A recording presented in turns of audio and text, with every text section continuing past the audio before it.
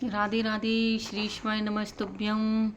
श्री राधे राधे। देखो, जैसे कि हम भगवान की 24 अवतारों की कथा सुना रहे हैं, तो आज भी हम सुनाएंगे। आज सुनाएंगे हम श्री हयग्रीव अवतार की कथा।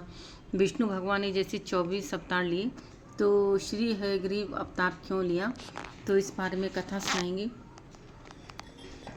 आप सब लोग ध्यान से कथा सुने।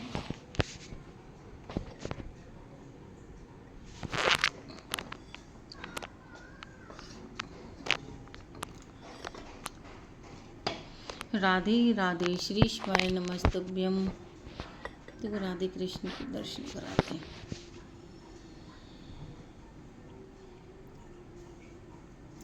श्री हयग्रीव अवतार की कथा। सृष्टि रचना में अत्यंत व्यस्त श्री ब्रह्मा जी के देखते देखते मधु और कैटव नाम के दैत्यों ने वेदों को हर लिया और तुरंत रसातल में जा पहुंचे।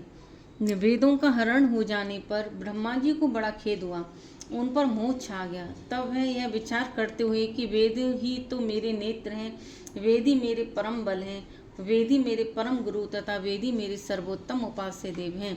मैं वेदों के बिना संसार की उत्पत्ति सृष्टि कैसे कर सकता हूँ। वे भगवान श्री हरि की शरण में गए और उन्होंने हाथ जोड़कर भगवान की स्तुति की।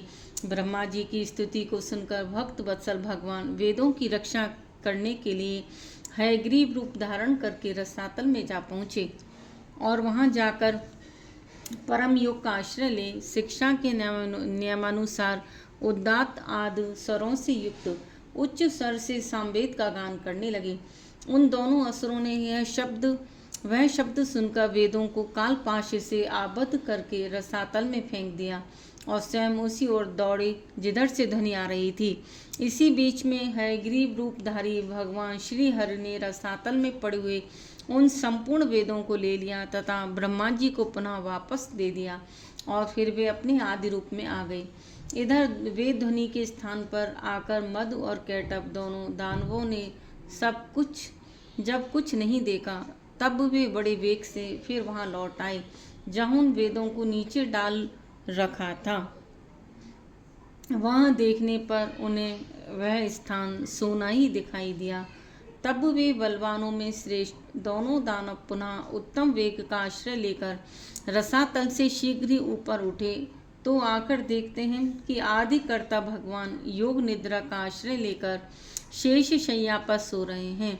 उन्हें देखकर वे दोनों दानव राज ठाका मारकर हंसने लगे और उन्होंने भगवान को जगाया। फिर तो उन दोनों असुरों का भगवान से युद्ध आरंभ हो गया।